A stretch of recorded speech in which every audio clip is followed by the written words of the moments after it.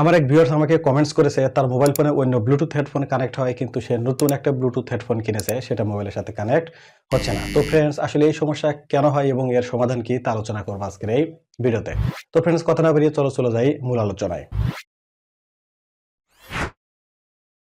যে ব্লুটুথ হেডফোনটা তোমরা নতুন করে কিনে নিয়ে আসো হতে পারে তার আগে তুমি অনেকগুলো ব্লুটুথ ডিভাইস তোমার মোবাইল ফোনের সাথে কানেক্ট করে রেখেছো। এখন এতগুলো ব্লুটুথ ডিভাইস যদি তোমার মোবাইল ফোনে কানেক্ট থাকে তাহলে কিন্তু সেক্ষেত্রে নতুন কোনো ডিভাইস আর মোবাইল কানেক্ট নিবে না। কারণ একটা মোবাইল ফোন কিন্তু 5 থেকে 7টার বেশি ব্লুটুথ ডিভাইস কিন্তু অ্যালাউ করে না। এখন কথা হলো যে তুমি কিভাবে বুঝবা যে তোমার মোবাইল ফোনে অনেকগুলো ব্লুটুথ হেডফোন বা অনেকগুলো ব্লুটুথ ডিভাইস কানেক্ট করা আছে কিনা। এটা বোঝার জন্য ফ্রেন্ডস তুমি চলে যাবা তোমার মোবাইল ফোনে যে সেটিংস আছে এখানে। সেটিংস আসার পর এখান থেকে ব্লুটুথে যাওয়ার পর তুমি দেখবা তোমার এই মোবাইল ফোনে যতগুলো ব্লুটুথ ডিভাইস কানেক্ট করা আছে সবগুলো নাম কিন্তু এখানে এভাবে শো করবে।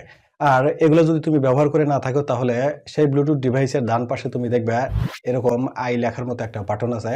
এই বাটনের উপর ট্যাপ করে দিবা। এখানে ট্যাপ করলে উপরে আনপেয়ার নামে একটা অপশন আসবে। এখান থেকে আনপেয়ারে ট্যাপ করে এই ডিভাইসটা তুমি এখান থেকে সরিয়ে দিবা। তুমি যদি 2-3টা ডিভাইস যদি এখান থেকে সরিয়ে দাও, দেওয়ার পর তুমি দেখবা ব্লুটুথ ডিভাইসের নিচে এখানে রিফ্রেশ নামে একটা অপশন আছে। এই রিফ্রেশ অপশনে কয়েকবার ট্যাপ করে দিবা।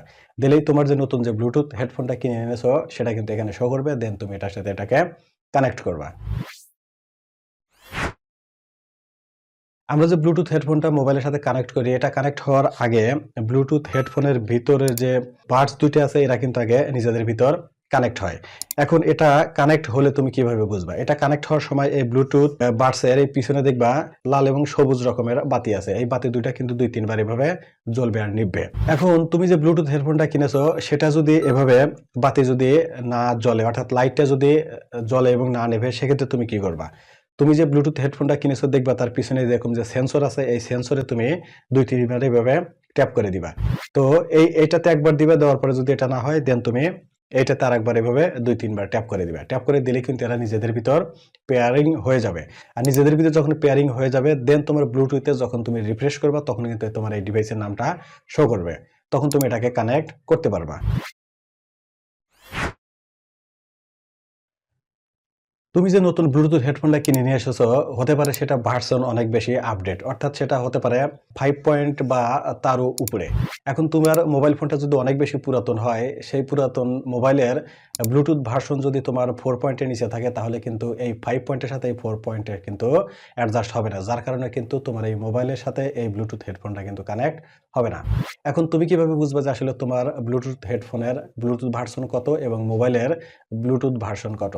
এটা দেখার জন্য ফ্রেন্ডস তুমি চলে যাবা গুগলে গিয়ে তোমার যে ব্লুটুথ হেডফোন কিনে নিয়ে এসো সেটার যে মডেল নম্বরটা আছে সেই মডেল নম্বরটা লিখে তুমি গুগলে সার্চ দিবা। দিলে কিন্তু এটার ব্লুটুথ ভার্সন কত দেখতে পারবা। ঠিক একইভাবে তোমার যে মোবাইল ফোনটা আছে গুগলে লিখে দিলে কিন্তু সেই মোবাইলের ব্লুটুথ ভার্সন কত সেটাও কিন্তু তোমরা দেখতে পারবা। যদি একটা 5 পয়েন্টের উপরে থাকে এবং একটা যদি 4 পয়েন্টের নিচে থাকে তাহলে সেক্ষেত্রে কিন্তু কানেক্ট হবে না। তাহলে তোমরা যে কাজটা করতে পারো সেটা হলো তোমার যে মোবাইলটা আছে সেই মোবাইলে দেখবা সফটওয়্যার আপডেটে গিয়ে নতুন কোনো সফটওয়্যার আপডেট এসেছে কিনা। যদি নতুন কোনো সফটওয়্যার আপডেট এসে থাকে তাহলে মোবাইলে কিন্তু সেই সফটওয়্যার আপডেটটা দিলে সেটা কিন্তু আবার আপডেট যে ব্লুটুথ ভার্সনটা আছে সেটা কিন্তু আবার এড হয়ে যাবে। তখন কিন্তু এটা তুমি কানেক্ট করতে পারবা। নতুন যে ব্লুটুথ হেডফোনগুলো বাজারে এসেছে সেগুলো কিন্তু 10% এর নিচে যদি চার্জ থাকে সেটা কিন্তু আর ডিভাইসে অ্যালাউ করে না, অর্থাৎ সেটা কিন্তু আর কানেক্ট হবে না।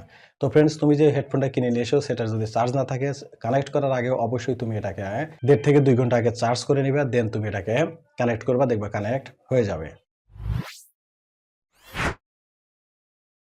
উপরের এই অপশনগুলো যদি কোনোটাই তোমার কাজ না করে তাহলে শেষে যে কাজটা তুমি করতে পারো সেটা হলো তোমার এই ব্লুটুথ হেডফোনটা তুমি রিস্টার্ট দিয়ে নিবা।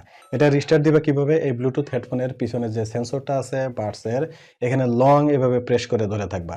এভাবে লং ভাবে প্রেস করে ধরে থাকলে কিন্তু সেটা অফ হয়ে যাবে। আর অফ হলে কিন্তু এর পিছনে যে লাইটটা আছে সেটা কিন্তু বন্ধ হয়ে যাবে।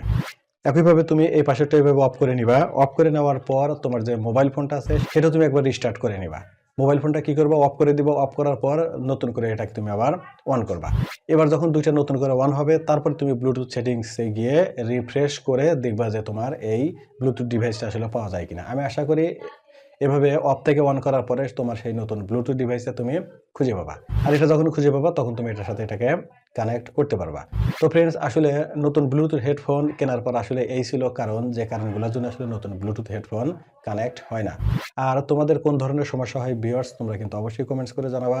তোমাদের সাথে দেখা হবে পরবর্তী নতুন কোনো ভিডিওতে। সে পর্যন্ত সবাই ভালো থাকবা, সুস্থ থাকবা। আল্লাহ হাফেজ।